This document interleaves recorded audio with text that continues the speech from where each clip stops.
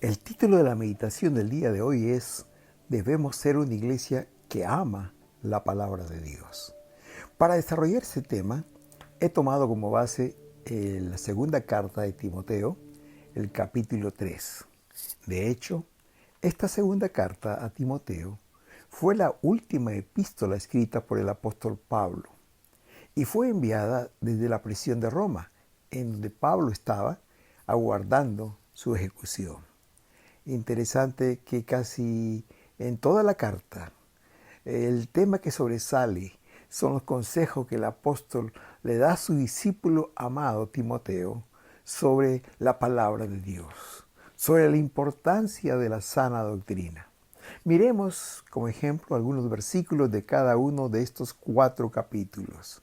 Por ejemplo, el capítulo 1, versículo 13, Pablo le dice, retén la forma de las sanas palabras que de mí oíste. Retén las palabras sanas, es decir, retén la sana doctrina que de mí oíste. El capítulo 2, versículo 2 dice, lo que has oído de mí ante muchos testigos, esto encarga a hombres fieles que sean idóneos para enseñar también a otros. Eso lo dice el versículo 2 del capítulo 2, pero el versículo 15 le dice, procura con diligencia presentarte a Dios aprobado, como obrero que no tiene de qué avergonzarse, que usa bien la palabra de verdad. Es decir, le dice, procura presentarte delante de Dios como alguien que realmente traza bien la palabra de Dios, expone bien la palabra de Dios. En el capítulo 3, que es el que nos toca o que vamos a estudiar en este día, el versículo 14 al 16 le dice, pero persiste tú en lo que has aprendido y te persuadiste, sabiendo de quién has aprendido, y que desde la niñez has sabido las sagradas escrituras.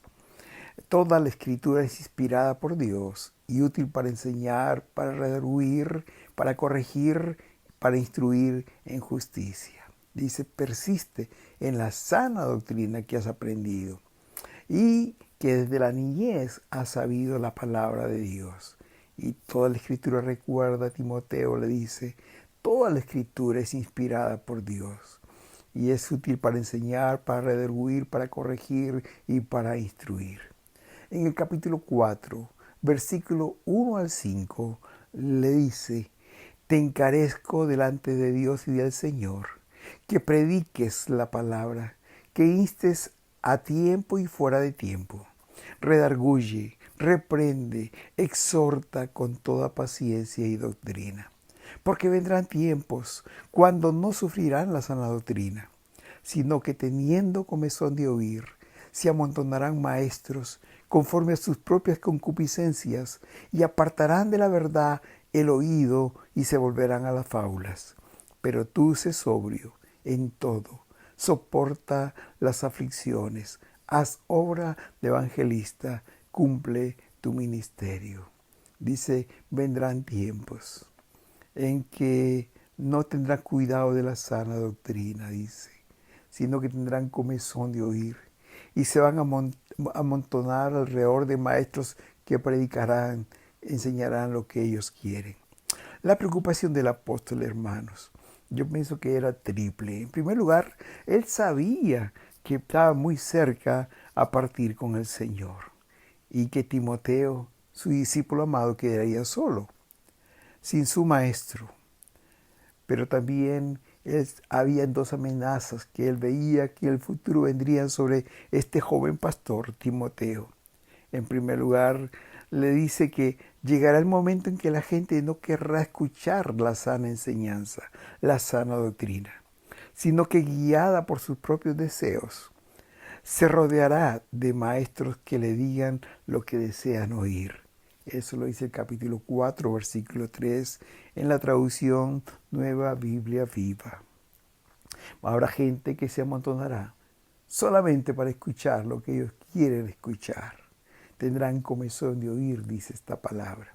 Y también la otra amenaza es que dentro de la iglesia se levantarán falsos maestros, conforme, dice él, a sus propias concupiscencias, y apartarán de la verdad el oído y se volverán a las fábulas.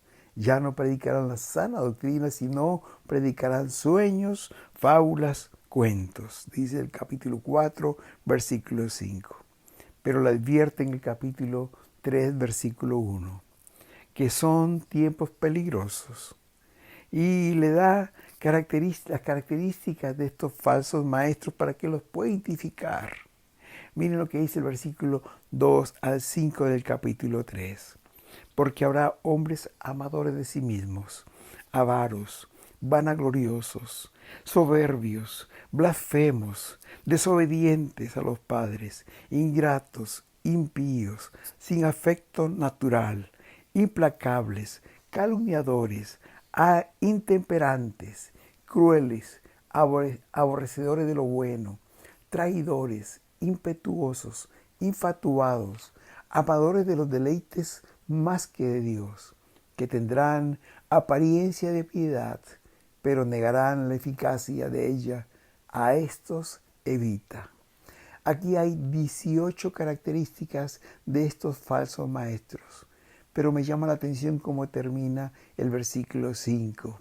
Dice, tendrán apariencia de piedad, pero negarán la eficacia de ella.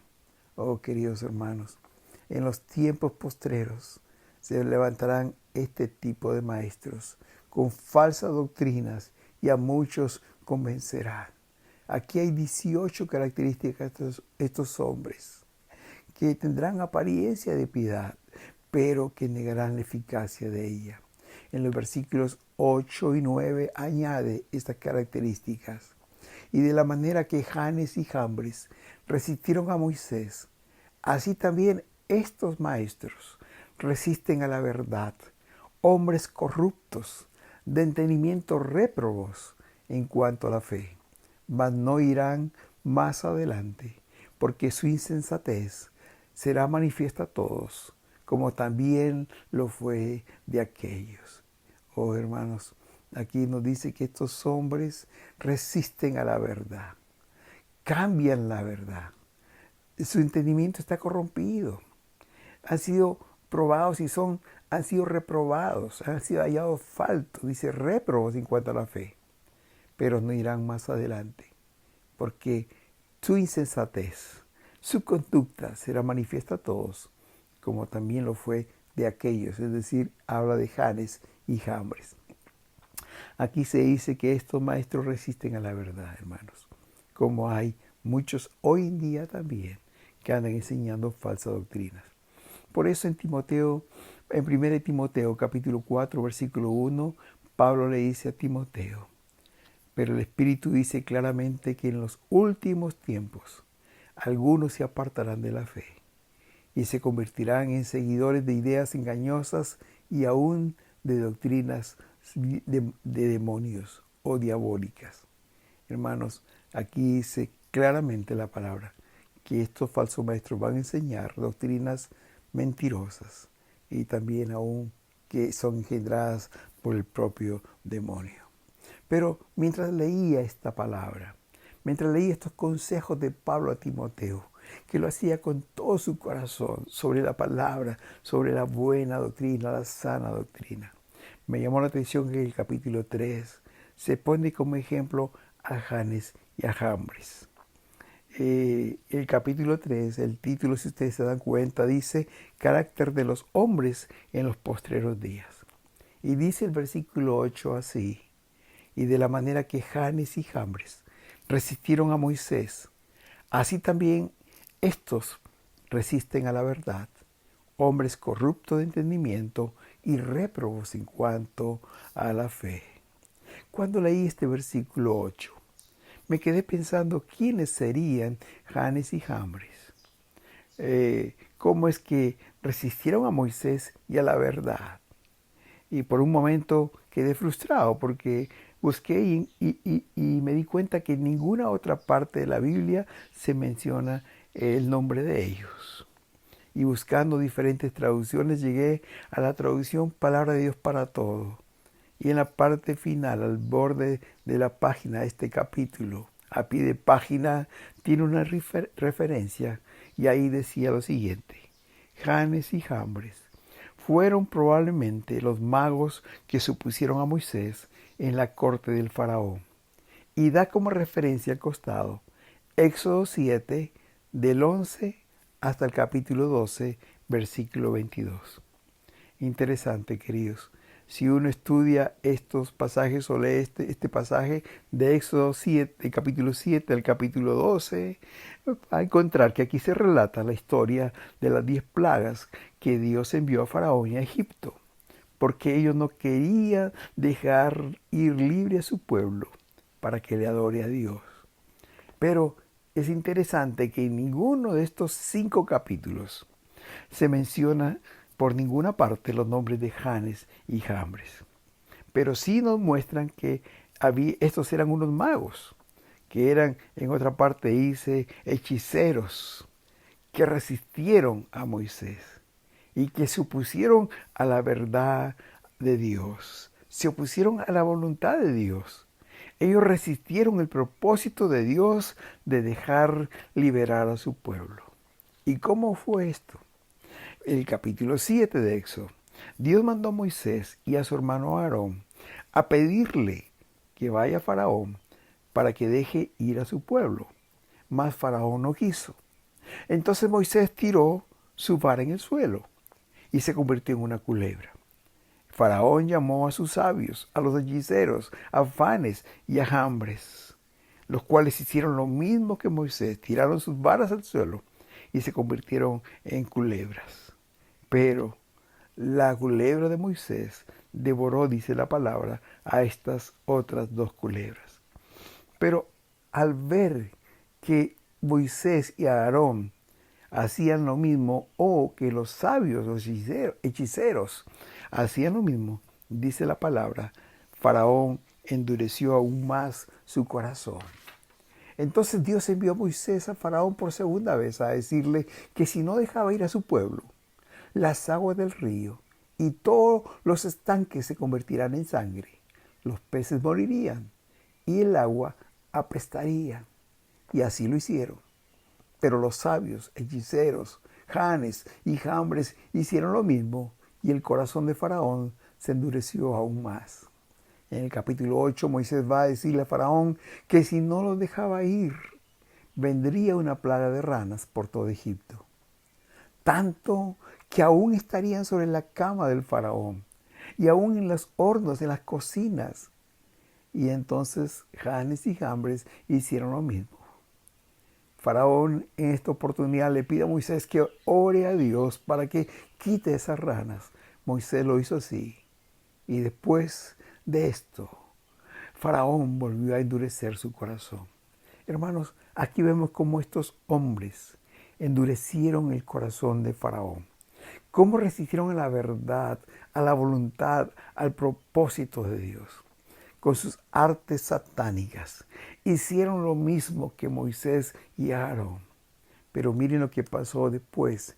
En este mismo capítulo 8 de Éxodo, vino después una plaga de piojos. Algunas traducciones dicen que eran mosquitos. Aarón tocó con su vara el polvo de la tierra y todo se llenó de piojos. Los hechiceros, Janes y Jambres, trataron de hacer lo mismo, como dice el Éxodo capítulo 8. Y miren lo que dice el versículo 18 y 19. Y los hechiceros hicieron así también para sacar piojos con sus encantamientos, pero no pudieron.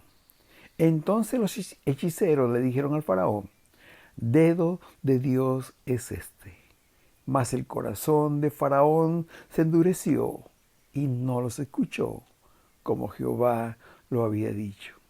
Hasta aquí llegó la resistencia de los hechiceros, Janes y Jambres, porque al final reconocieron que Dios estaba detrás de estas plagas.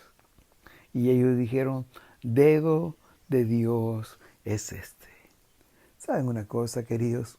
En la Biblia no se encuentra el nombre de Janes y Jambres, pero en los escritos judíos de aquellos tiempos, sus nombres aparecen en algunos libros. Y algunos de estos eruditos, de algunas de estas personas que escribieron estos libros, dicen que Janes y Jambres eran hijos del profeta Balaam, quien en una oportunidad bendijo al pueblo de Israel. Es decir, Janes y Jambres conocían de Dios. Y con sus artes demoníacas, satánicas, se oponían a la verdad de Dios. Pero llegaron el momento en que no pudieron más. Y ellos dijeron, dedo de Dios es este.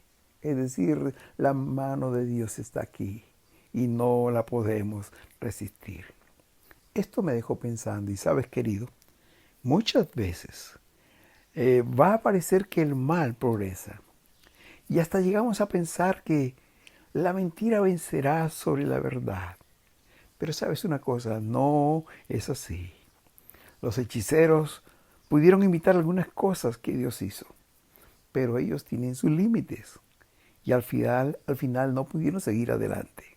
Hermanos, Pablo en el capítulo 3 de Timoteo, según de Timoteo, pone a Janes y a Jambres como ejemplos de aquellos que se resisten a la verdad de Dios, que se resisten a aquellas enseñanzas o doctrinas que parecen ser verdad, pero que están equivocadas.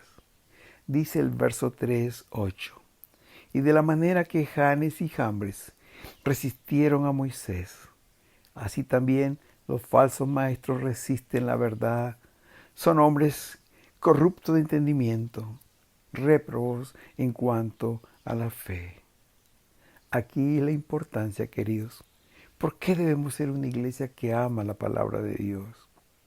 Porque saben, queridos hermanos, si nosotros conocemos la palabra, si nosotros la leemos, meditamos, la estudiamos, no vamos a ser engañados por doctrinas equivocadas. Doctrinas que parecen verdad, pero que no están de acuerdo con la palabra de Dios. Algunas de ellas están en contra de la palabra del Señor. Pero por no conocerla, muchas veces somos engañados y arrastrados por estas doctrinas. Debemos ser como la iglesia de Éfeso, queridos. Justo la iglesia que pastoreó Timoteo y que estaba pastoreando cuando Pablo le escribió esta carta. Le dice el Señor a esta iglesia de Éfeso en Apocalipsis 2:2. Conozco tus obras y tu arduo trabajo y paciencia, y que no puedes soportar a los malos, y has probado a los que se dicen ser apóstoles y no lo son, y los has hallado mentirosos. Esta iglesia tenía una virtud, probaba a los apóstoles que iban por ahí visitándoles y se habían dado cuenta que son falsos y mentirosos. Queridos, aquí la Biblia nos muestra este testimonio, este ejemplo de Janes y Jambres. Son un ejemplo de falsos maestros que andan por allí, que se oponen, resisten a la verdad y al propósito de Dios. Pero gracias a Dios que en este capítulo no solo está el testimonio de Janes y Jambres, sino también el de Timoteo. Este capítulo habla de Timoteo y algunas de sus características, a diferencia de Janes y Jambres, los falsos maestros. Timoteo es un ejemplo positivo. Dice la palabra en el capítulo 3, versículo 10, dando Pablo testimonio de Timoteo, dice, pero tú has seguido mi doctrina, a pesar del medio en que se encontraba Timoteo. En medio de falsos maestros, él había sido fiel a la doctrina. Él había sido fiel a lo que escuchó de Pablo. Dice, has seguido mi doctrina, la sana doctrina. Y Pablo anima a Timoteo a seguir en ese mismo camino. Ahí le dice en el capítulo 3, versículo 14, persiste tú en lo que has aprendido y te persuadiste, sabiendo de quién has aprendido. Es decir, sigue adelante, Timoteo. Sigue leyendo, sigue estudiando, persevera en la doctrina que has aprendido y estás persuadido de ella. Sigue adelante, no te detengas. En el capítulo 4 de 1 Timoteo, el versículo 13 le encomienda, le aconseja, entre tanto que voy, ocúpate en la lectura, en la exhortación y la enseñanza. Es decir, prepárate, lee la sana doctrina, estudia, exhorta y enseña a la congregación. En 1 Timoteo capítulo 4, versículo 4, le dice, ten cuidado de ti mismo y de la doctrina. Persiste en ello, pues haciendo esto te salvarás a ti mismo y a los que te oyeren. Es interesante, aquí hay un consejo doble. En primer lugar, le dice, ten cuidado de ti mismo.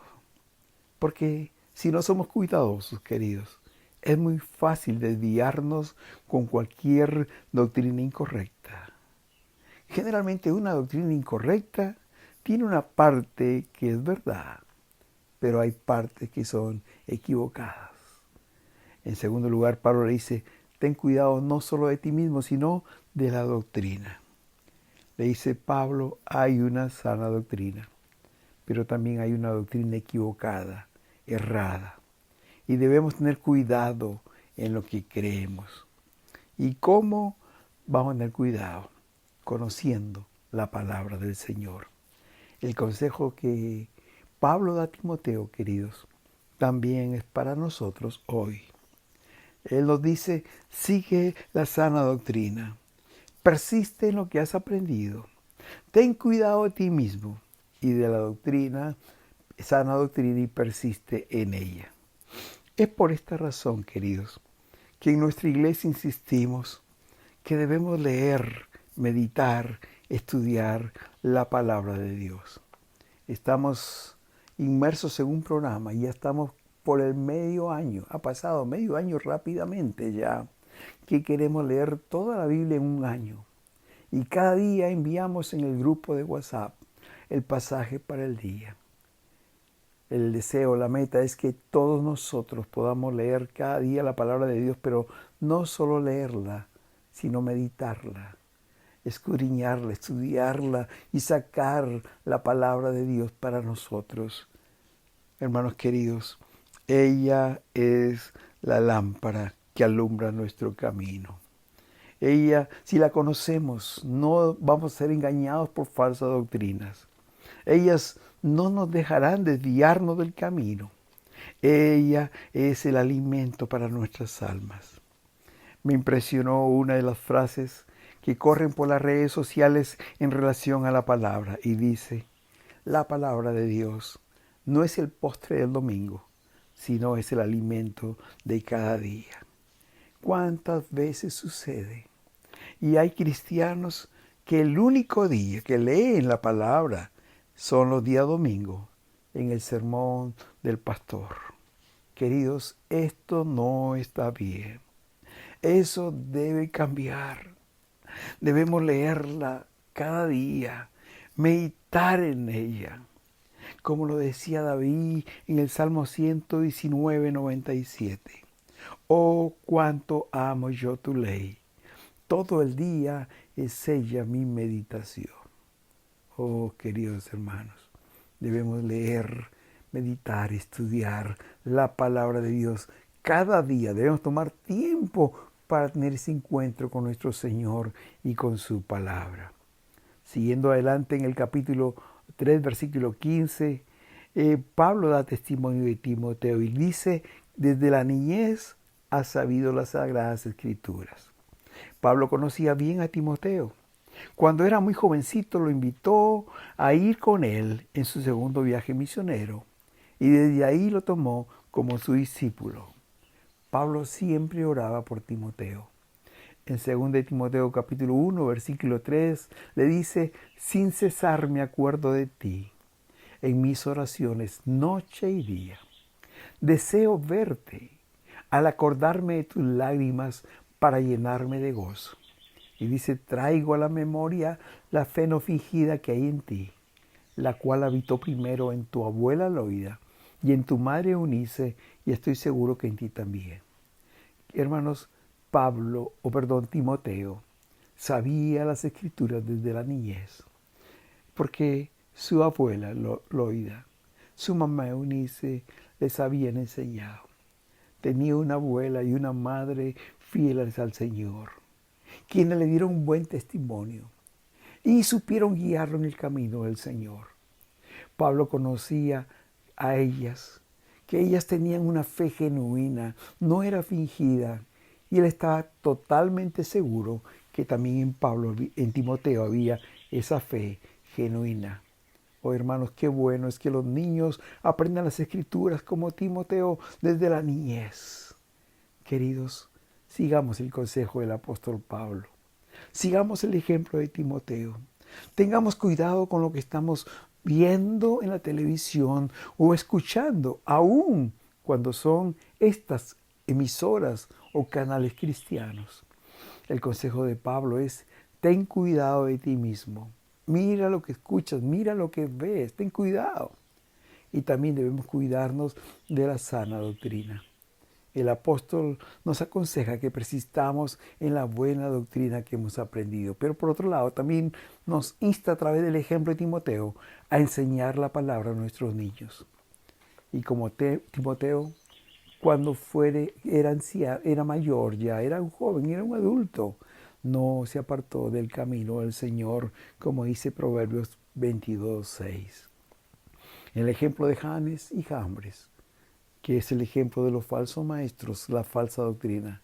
El ejemplo de Timoteo, que es un joven, una persona adulta que conoció la Escritura desde la niñez y que se preocupó de leer, de investigar, de estudiar la palabra para enseñarla. ¿Sabes, querido? De tiempo en tiempo salen teologías cerradas. Hermanos, qué importante es tener la palabra. Debemos ser iglesias que amen la palabra de Dios. Debemos ser creyentes que amemos la palabra del Señor. Porque salen estas teologías erradas de tiempo en tiempo. Muchas veces estas teologías nos entretienen, pero nos sacan del camino correcto. Recuerdo cómo en los años 60, por ejemplo, surgió la teología de la liberación. Arrastró tras ellas a muchos creyentes. Iglesias enteras fueron arrastradas por esta teología. Aún teólogos renombrados creyeron en esta teología. Aún afectó a la iglesia cristiana y también a la iglesia católica. Y aún algunos de los sacerdotes tomaron las armas siguiendo esta teología. Lucharon por la liberación de los pueblos, como el sacerdote colombiano Camilo Torres, que murió en el año 66. Hermanos, esta doctrina era errada, pero en su tiempo muchos creyeron en ella. En la década de los 80 se popularizó el evangelio o la teología de la prosperidad. Esta es una corriente teológica que promueve la idea de que Dios quiere que sus seguidores sean prósperos, que sean ricos en todos los aspectos de la vida. Algunos le han denominado como el evangelio de la salud y la riqueza. Dios quiere que estemos sanos y que seamos ricos, lo cual es una herejía, no es verdad. Pero no solamente estas teologías, sino que hay muchas prácticas erróneas en el pueblo cristiano. Recuerdo que hace pocas décadas eran muy frecuentes las caídas en el espíritu. Todas las iglesias querían practicarlo. Y también otra costumbre, otra práctica errónea eran los pactos con Dios. Y muchos de estos pactos eran monetarios. Yo doy tanto para la obra de Dios, con tal que me ayude a pagar esta deuda o me bendiga en este trabajo. Había conceptos equivocados, aún en relación con las siembras, hermanos. A veces uno piensa que esto es una especie de trueque. Yo le doy a Dios tanto para recibir tal bendición. Cuidado, hermanos. Con Dios no se puede hacer este tipo de arreglos, este tipo de pactos. Hermanos, era muy popular las profecías. Te profetizo tal y tal cosa. Que eran muchas veces mentiras y eran solo el deseo del corazón del predicador, mas no venía de Dios. Los decretos, etcétera, etcétera. Estas prácticas o corrientes teológicas son como las modas, aparecen y luego desaparecen, y muchas de ellas no están en concordancia con la palabra del Señor. Razón tenía el profeta Oseas cuando dijo en Oseas 4:6, mi pueblo fue destruido porque le faltó conocimiento y conocimiento de la palabra. Por esta razón, Pablo le dice a Timoteo en el capítulo 3, versículo 16, Toda la Escritura es inspirada por Dios y es útil para enseñarnos lo que es verdad y para hacernos ver lo que está mal en nuestra vida. Nos corrige cuando estamos equivocados y nos enseña a hacer lo correcto. Y he leído la Nueva Traducción Viviente. Nos enseña la verdad, dice esta palabra. Como Juan 8:38 dice, conoceréis la verdad y la verdad os hará libre. Nos redarguye, es decir, nos hace ver lo que estamos haciendo mal en nuestra vida.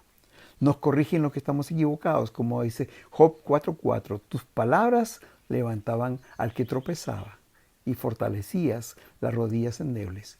Nos enseña a hacer lo correcto, como dice el Salmo 119:11. En mi corazón he guardado tus dichos para no pecar contra ti. Todas estas bendiciones vienen, como dice el versículo 17, a fin de que el hombre de Dios sea perfecto, enteramente preparado para toda buena obra. Qué importante, queridos, es que seamos una iglesia que amemos la palabra de Dios. Una iglesia que tenga hambre de la palabra.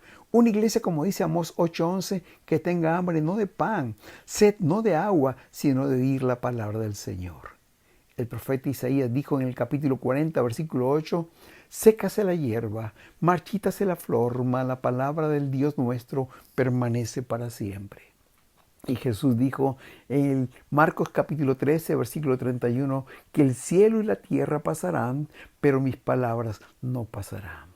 Querido, es posible que hasta ahora la palabra de Dios no haya sido una prioridad en tu vida. Pero hoy el Espíritu te mostró lo importante que es para cada creyente que ame la palabra. Te quiero hacer una invitación. Primero, que le pidas perdón al Señor por haber descuidado la palabra de Dios. Y segundo, que hagas un compromiso con Él de tomar cada día tiempo para leer, para meditar y estudiar la palabra de Dios. Estoy seguro que no te arrepentirás, porque el Señor empezará a trabajar en tu vida. Te enseñará la verdad. Te hará ver lo que estás haciendo mal.